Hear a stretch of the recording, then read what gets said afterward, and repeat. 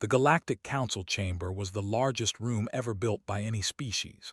It floated in deep space, a massive station made of white metal and glass that could hold 10,000 beings from 300 different worlds. For 12,000 years, this place had been the center of galactic law. Wars ended here. Treaties were signed here. Species lived or died based on the words spoken in this very room. Park stood at the human podium, feeling very small. She was 47 years old, born in Seoul, and she had spent her whole life preparing for moments like this. But nothing could truly prepare anyone for what was happening now. Across the chamber, the delegation sat in their section. They were massive creatures, standing nearly 3 meters tall. Their bodies were covered in dark green scales that could stop a bullet. Their eyes were yellow with black slits, like snakes. Their claws could tear through steel. For 8,000 years, the Dominion had conquered and destroyed anyone who stood against them. 17 entire species had been wiped from existence by their claws. High Overlord the Undying rose from his seat. He had earned his title by surviving wounds that would kill any other being. His body was covered in scars, each one a story of battle and victory. When he spoke, his voice was like rocks grinding together. "The humans have 30 rotations to leave the planet they call New," announced. "This world belongs to territory. If they do not leave, we will remove them. Every human on that planet will die. This is not a threat. This is a promise." The chamber was silent. Representatives from hundreds of species watched and waited. Everyone knew what would happen next. The humans would beg. They would negotiate. They would offer money or technology or whatever they had to save their people. This was how it always went with weak species. Humanity had only joined the galactic community 40 years ago. They were considered primitive by everyone. Their ships were slow. Their weapons were old. Their military was tiny compared to the great powers. Most species wondered how humans had even survived long enough to reach space. Looked at the data pad in her hands. New was a small colony of 50,000 people, farmers, teachers, families, children, that wanted that world because it had rare minerals. They did not care about the people living there. She thought about what her grandmother had told her as a child. "Our people have been invaded many times, by many enemies. We are still here. Our enemies are not." Set down her data pad and walked to the center of the chamber. Her footsteps echoed in the silence. She was a small woman in a simple black suit, standing before the most feared predator in the galaxy. "High Overlord," she said. Her voice was calm and clear. "The Republic of Earth has heard your demands." Lips pulled back, showing rows of sharp teeth. It was a smile. "Then you will surrender your colony." "No." The single word hung in the air. Across the chamber, beings shifted in their seats. Had they heard correctly? "The Republic of Earth respectfully declines your demands," continued. "New is our home. Our people built it with their own hands. We will not abandon them." Leaned forward. "You understand what you are saying, little mammal. You are choosing war with the Dominion. If you attack our people, yes, we will defend ourselves." The Overlord stood to his full height. He was terrifying, a mountain of scales and muscle and ancient violence. "Your species has existed in space for less than 50 cycles. We have ruled the stars for 8,000. We have destroyed civilizations older and stronger than yours. What makes you think you can fight us?"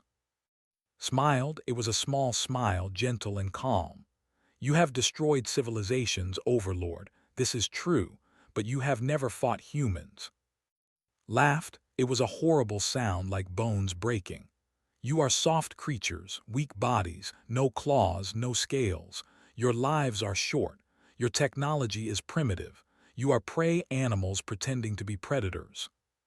"Perhaps," said, "but I would remind you of something. On our world we have a creature called a honey badger. It is small. It has no great claws or armor, but it fights lions. It fights snakes. It fights anything that threatens it, no matter how big or how dangerous. Do you know why?" Said nothing. "Because it does not know how to surrender. It does not understand the concept of giving up. It will fight until it wins or until it dies. There is no other option. Paused. Humans are the same. The chamber was completely silent now. Every eye was on the small human woman standing before the giant reptilian warlord.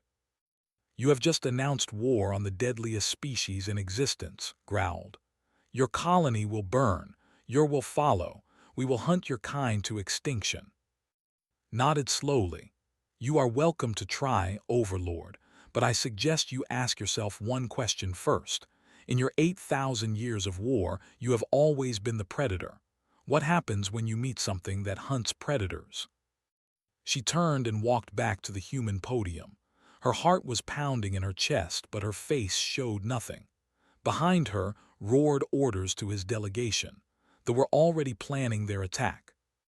10,000 light-years away on Earth, Admiral sat in the sole command bunker. He watched the broadcast from the council chamber on a large screen. When finished speaking, he nodded slowly. Around him, his officers waited for orders. They were nervous. They were coming. The galaxy expected humanity to die. Picked up a secure phone. "This is Admiral, authorization code, Black Tiger, wake them up. All of them, it's time." Deep beneath the mountains of Korea, ancient machines began to hum. Lights flickered on in facilities that had been dark for decades. And all across Earth, soldiers who had been waiting for this moment their entire lives opened their eyes. The war had begun. The galaxy thought they knew humans. They had seen human traders selling goods in space stations. They had met human scientists at research conferences. They had watched human diplomats smile and bow and speak soft words in council chambers. Humans seemed harmless, friendly, weak. They were wrong. What the galaxy did not know was that humans had spent 300 years trying to kill each other before they finally made peace. Every nation on Earth had built armies. Every culture had created warriors. Humans had invented 1,000 different ways to end life, from simple blades to weapons that could crack a planet in half. War was in their blood. It was their oldest skill. When humanity reached the stars, they made a choice. They would show the galaxy their gentle face. They would be traders and scientists and diplomats, but they never forgot how to fight. They just hid it. Deep beneath the mountains of Korea, a facility called Site 7 had been waiting for 40 years. It was built into solid rock, hidden from every scanner and satellite. Inside were rows of pods, each one holding a sleeping soldier. Lieutenant opened his eyes as his pod hissed open. Cold air filled his lungs. His muscles ached from the long sleep. He was 62 years old, but sleep had kept his body strong. He could still run 5 kilometers in full combat gear. He could still put a bullet through a target at 800 meters. He could still kill a man with his bare hands in 3 seconds. A young technician stood beside his pod looking nervous. "Sir, you have been activated. Authorization came from Admiral himself." Climbed out of the pod and stretched his arms. Around him, other pods were opening. Other soldiers were waking up. These were his Black Tigers, the most deadly special forces unit in human history.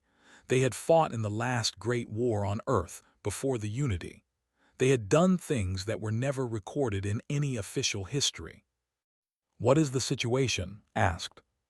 "The Dominion has declared war, sir. They are coming for our colony on New." Nodded. He had studied during his training rotations between cycles.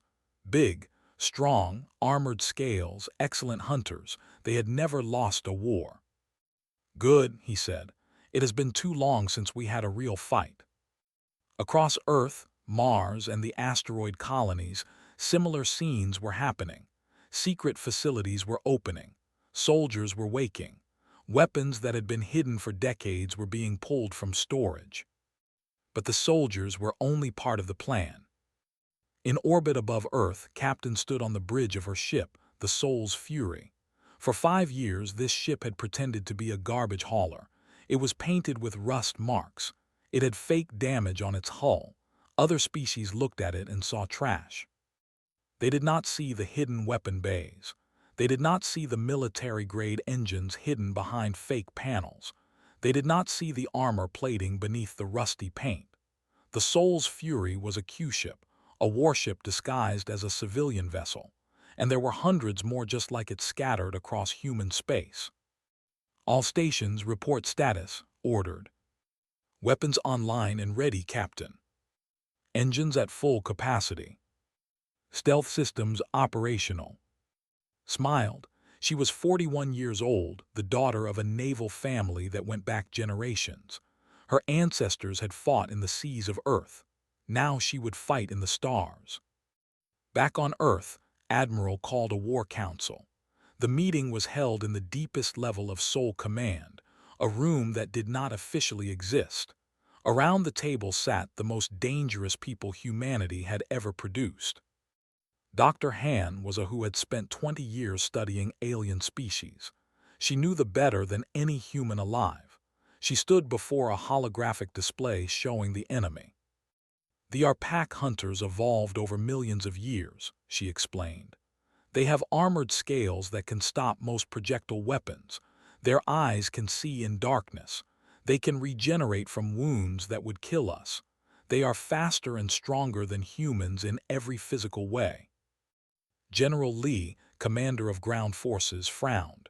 "You are not making me feel confident, Doctor." Smiled. "I am not finished, General. They have won every war because they have always had the advantage of strength. They attack with overwhelming force. They crush resistance through pure power. They have never faced an enemy who fights the way we fight." "And how do we fight?" Admiral asked. "Dirty," said. "We fight dirty.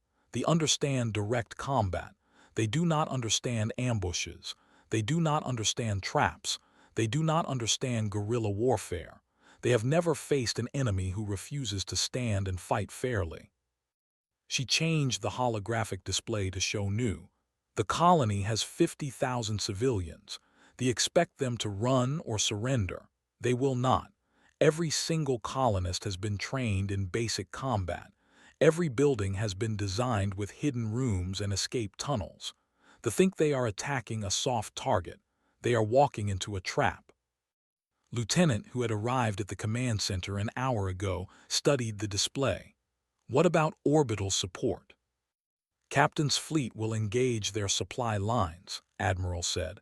"We cannot match them in a direct naval battle, but we do not need to. We just need to make them bleed." The old admiral stood and looked at his officers. These were people who had dedicated their lives to preparing for this moment. They had trained in secret. They had waited in sleep. They had watched humanity pretend to be weak while knowing the truth. "The galaxy thinks we are prey," said. "They think they will crush us in days. They are wrong. We have been preparing for this war since before we left Earth. Every ship, every soldier, every colonist. We are ready." He placed his hands on the table. "They have never lost because they have never faced us. They do not know what we are capable of. They do not know what we did to each other before we found peace. They think we are soft because we chose to be kind." His voice hardened. "They are about to learn the difference between being kind and being weak. Let us teach them." Around the table, officers nodded. Plans were set in motion. Ships began to move. Soldiers loaded their weapons. Humanity was going to war, and this time they were not hiding. The Armada dropped out of hyperspace above New like a storm of metal and death. 60 warships, each one larger than anything humans had ever built. Their hulls were black and covered with weapons. Their engines burned like angry stars. Commander stood on the bridge of his flagship, the Claw of Dominion, and looked at the small blue planet below. "Scan for defenses," he ordered. His officers worked their stations. "Commander, we detect no orbital platforms, no military ships. The human colony appears abandoned." His eyes narrowed. This was too easy. High Overlord had warned him that humans might be strange, but surely they were not stupid enough to leave their colony undefended. "Send ground forces," commanded. "Take the main city. Kill anyone who resists." 50 landing ships descended toward the planet's surface. Each one carried 100 warriors, the finest soldiers in the galaxy. They had conquered dozens of worlds. They had killed millions of enemies. This small human colony would fall in hours. The landing ships touched down in the fields outside the main city, a place the humans called New City. The warriors marched out, their weapons ready, their scales gleaming in the sunlight. The city was silent, streets were empty, buildings stood quiet. It looked like the humans had fled in terror. Squad leader led his warriors into the city center. He was a veteran of 30 campaigns. He had killed so many enemies that he had stopped counting long ago, but something felt wrong here. The air was too still. The silence was too deep. "Search the buildings," ordered. "Find the humans." His warriors spread out, breaking down doors and entering homes. They found food still warm on tables. They found toys in children's rooms. They found everything that said people had been here moments ago. But no people was standing in the middle of the main street when the first shot rang out. The warrior beside him dropped dead, a hole burned through his skull. Before could react, more shots came from everywhere at once, from windows, from rooftops, from holes in the ground. The humans had not fled, they had been waiting. Was 23 years old. She had come to New to be a farmer. She had grown vegetables and raised animals and dreamed of building a peaceful life on this new world. Now she lay on a rooftop with a hunting rifle, and she was killing soldiers. Her grandfather had been a soldier in the old wars on Earth. He had taught her to shoot when she was a child. "Always aim for the eyes," he had said. "Every creature is soft somewhere." She fired again. Another fell. Their scales were tough, but their eyes were not. All across the city, similar scenes were happening. Farmers and teachers and shopkeepers were fighting back. Every colonist had been trained. Every building had been prepared. The warriors, so used to enemies who ran or surrendered, found themselves trapped in a nightmare. They could not find their enemies. Humans popped up, fired their weapons, and disappeared into hidden tunnels before they could respond. Buildings that looked empty suddenly exploded with gunfire. Streets that seemed safe were filled with hidden bombs. This was guerrilla warfare. This was how humans had fought each other for thousands of years. They had never seen anything like it. By nightfall, the invaders had lost 800 warriors. They had advanced only 3 blocks into the city. Squad leader was dead, killed by a trap that dropped a building on his squad. Commander, watching from orbit, could not believe the reports he was receiving. "How is this possible?" he demanded. "They are primitives, they have no real military." His officers had no answer. That night the humans attacked. Lieutenant led his black tigers through the darkness. They had landed on the planet in small pods, falling through the atmosphere like meteors. Now they moved through the camp like ghosts. They could see in the dark. They thought this was their advantage. They were wrong. Humans had technology that made them invisible to heat sensors. Humans had weapons that made no sound. Humans had trained for this kind of warfare since before they discovered fire. Found the commander's landing ship, the largest vessel on the ground. Guards stood at every entrance. They were alert and ready. It did not matter. The black tigers struck in perfect silence. 12 humans against 200 guards. The battle lasted 4 minutes. When it was over, every guard was dead and was planting explosives on the ship's reactor. A commander burst from a door, roaring in rage. He was massive, twice size, his claws gleaming in the moonlight. He charged at the human with speed that should have been impossible. Did not run. He drew his combat knife, a simple blade that his grandfather had carried in the wars of old Korea. As the lunged moved, he was not faster than the alien. He did not need to be. He simply knew where the attack would come. The knife found the soft spot beneath the commander's jaw and drove upward into his brain. The massive creature crashed to the ground, dead before he landed. Looked down at his enemy. "You are strong," he said quietly, "but strength is not everything." The explosives detonated. The landing ship erupted in a ball of fire that lit up the night sky. Across the camp, soldiers woke to chaos and flames. From orbit, Commander watched his command ship burn. He had lost a quarter of his ground forces in a single day. The humans, these weak and primitive creatures, were destroying his army. "Order a withdrawal," he said. The words tasted like poison in his mouth. "Pull all forces back to the landing zone." For the first time in recorded history, their warriors retreated from a battlefield. But the colonists of Nu were not finished. As they fell back, the humans followed.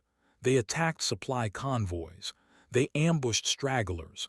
They gave the enemy no rest, no peace, no moment to recover. When the sun rose over Nu, the fields around the city were covered with dead. The survivors huddled in their remaining ships, surrounded and afraid. They had come to conquer. Instead, they had learned a terrible truth. Humans were not prey. Humans were something far worse. They were hunters who had pretended to be harmless, and now the mask was off. Commander sent a message to the. He needed reinforcements, he needed more ships, he needed help. The message never arrived. Captain had positioned her fleet along the supply routes 3 days before the invasion began. 20 Q-ships, each one disguised as harmless civilian traffic. When the communication relay passed through the sector, the Soul's fury was waiting. "Target acquired," her weapons officer reported. "1 communication ship, minimal escort." "Smile, destroy the escorts, capture the relay." The battle lasted 6 minutes. The escorts were fast attack ships, designed to hunt down pirates and merchants. They had never faced a warship pretending to be a garbage hauler. By the time they realized the truth, they were already dead. The communication ship surrendered. The boarding team captured it intact. Now every message they sent passed through human hands first. The enemy was blind and deaf, and they did not even know it. Back on the High Overlord waited for news from Nu. Days passed, then weeks. Nothing came. He told himself that was simply busy with the conquest, but deep in his ancient heart, a strange feeling began to grow. Fear.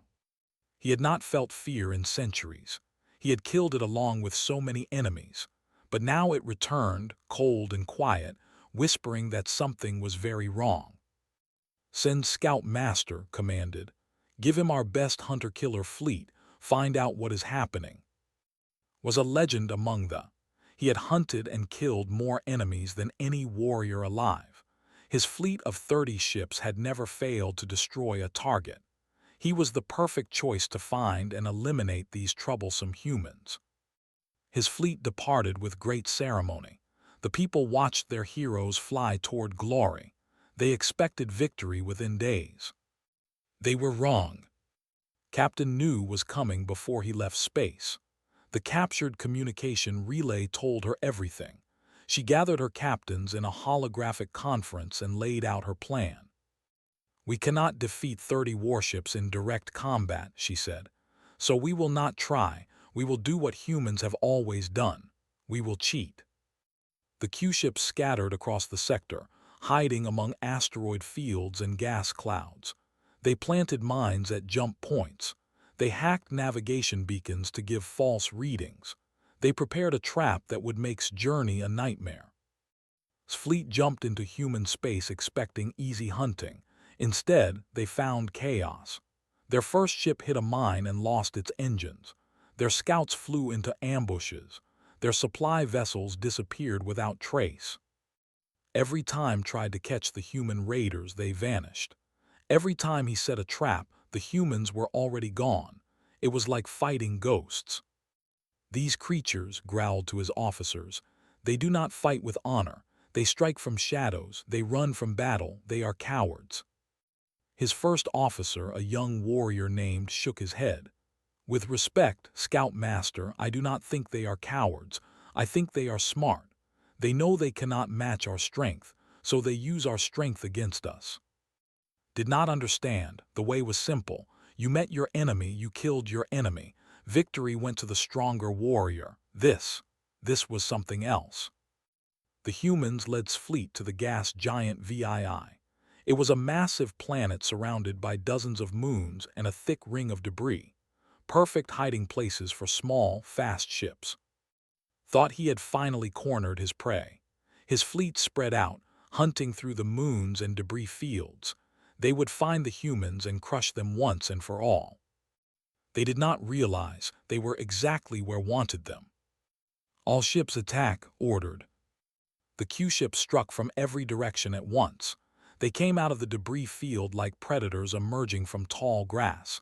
Their hidden weapons blazed. Their engines screamed. The Battle of VII was unlike anything they had experienced. Human ships did not fight in neat formations. They did not follow predictable patterns. Each captain made decisions in the moment, adapting to changing conditions faster than they could respond. Drove the Soul's Fury straight at its flagship. The massive warship fired everything it had: missiles, energy beams, point defense cannons. The Soul's Fury dodged and weaved through the storm of fire like it was dancing. "Boarding teams ready," said Sergeant Nam. "You know what to do." Sergeant was 35 years old. She had grown up in the slums of old on Earth. She had fought her way out of poverty and into the Marines. She was small and quiet and absolutely deadly. "Yes, Captain," she said, "we will handle it." Her boarding shuttle launched from the Soul's Fury and flew straight into its docking bay. They tried to stop it. They failed. And her team of 12 Marines fought through the flagship like fire through dry wood. They were faster than they expected. They were more brutal than they could imagine. Corridor by corridor, deck by deck, they carved a path toward the bridge. Heard the fighting coming closer. He drew his ceremonial blade, a weapon that had killed 100 enemies. He would die with honor, fighting these strange creatures face to face. The bridge doors exploded inward. Sergeant stepped through the smoke, her rifle raised. She saw the old scout master standing alone, blade in hand. "You fight well," Human said, "for prey animals." Did not answer with words. She placed an explosive charge on the deck and activated it. "This is for new," she said. Then she fired a grappling hook through a window and launched herself into space. The flagship exploded, died in fire and light. His legend ended not in glorious combat, but in a trap set by creatures he had thought beneath him. When the battle ended, 9 hours after it began, they had lost 63 ships. Only 8 escaped to carry the terrible news home. Looked at the wreckage floating in space. 12 human ships had been lost. Good crews, good people. She would remember their names forever. "Send a message to Admiral," she said. "The path to space is open. Their fleet is broken." On Earth, Admiral received the news. He nodded once, his face showing no emotion. "Begin the next phase," he ordered. "It is time to end this war." Human ships began moving toward territory. The hunters had become the hunted, and the deadliest species in existence was learning that there was always something more dangerous in the universe. You just had to know where to look. The war lasted 4 months. In that time, everything changed. Human raiders struck deep into territory. They did not attack worlds or kill civilians. That was not the human way. Instead, they destroyed supply ships. They collapsed trade routes. They made it impossible for the economy to function. The Great Dominion, which had ruled 9 star systems with an iron claw, began to crumble. Ships could not be fueled. Soldiers could not be fed. Factories went silent because raw materials never arrived. High Overlord watched his empire fall apart. He sent fleet after fleet to stop the human raiders. None of them returned. The humans were everywhere and nowhere. They struck without warning and vanished without trace. They were nightmares made real. On Nu, the surviving invaders finally surrendered. Commander handed his blade to Lieutenant in front of what remained of his army. 3,000 warriors, all that survived from the original 5,000. "You are not what we expected," said quietly. Took the blade and nodded. "No one ever expects us." The prisoners were treated well. They were given food and shelter and medical care. This confused them more than anything. In their culture, prisoners were tortured or killed. The idea of showing mercy to defeated enemies was strange and uncomfortable. The young farmer who had killed so many invaders brought food to the prisoners personally. One of them, a young warrior named, asked her why. "You tried to destroy us," said. "You killed people I loved. I have every reason to hate you." "Then why do you not?" "Thought about it. Because being cruel would not bring them back, and because we want peace, not revenge.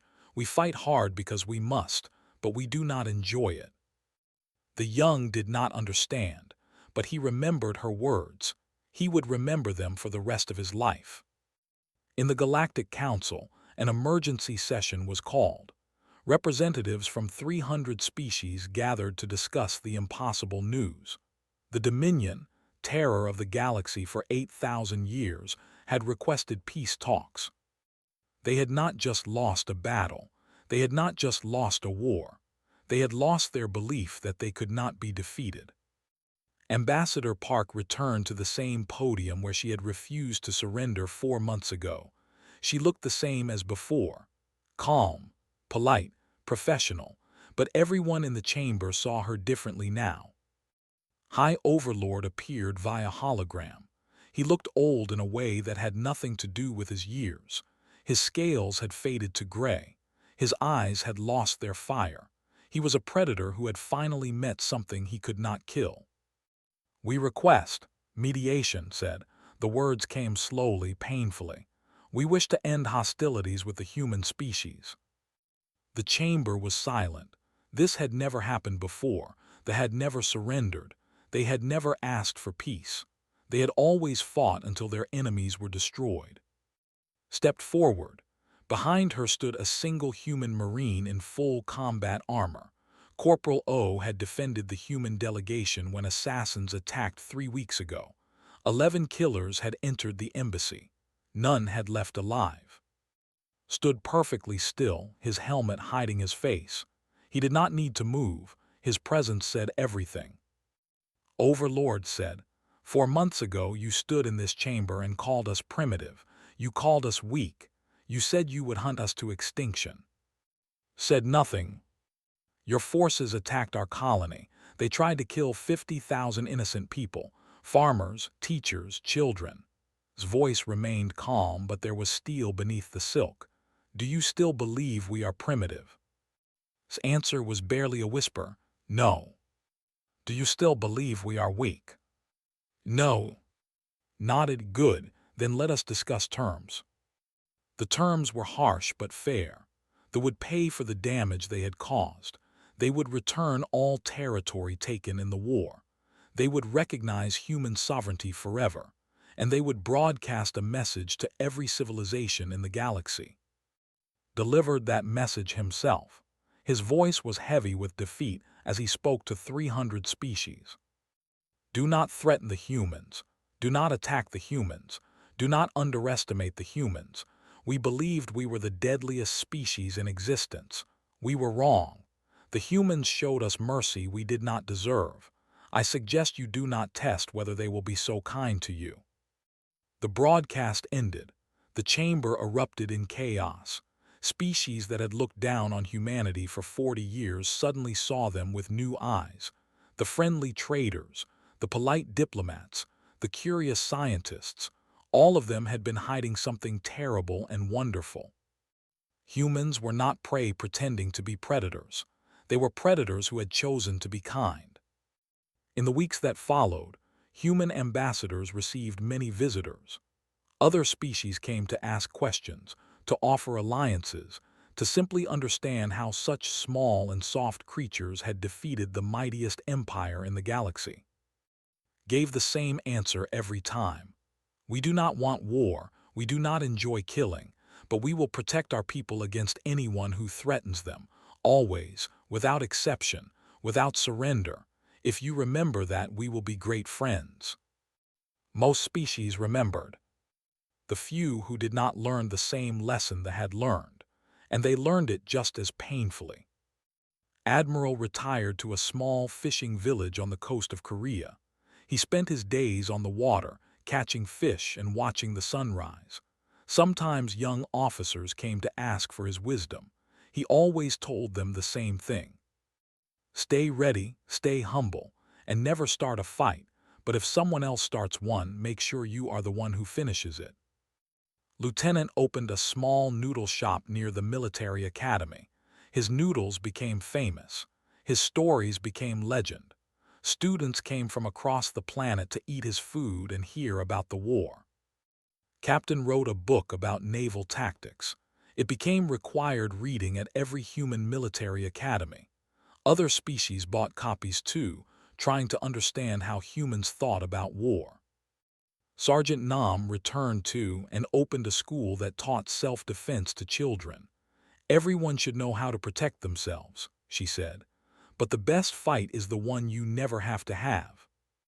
And went back to farming on new. She grew vegetables and raised animals and built the peaceful life she had always wanted. Sometimes she looked up at the stars and remembered the terrible days when the sky had been full of enemy ships. But those days were over. The humans had earned their place in the galaxy, not through cruelty, not through conquest, through courage and sacrifice and the simple refusal to give up. The galaxy would remember, and so would humanity. Because in the end, the deadliest species in existence was not the one with the biggest claws or the strongest scales. It was the one that would never, ever stop fighting for what it loved. And that species was human.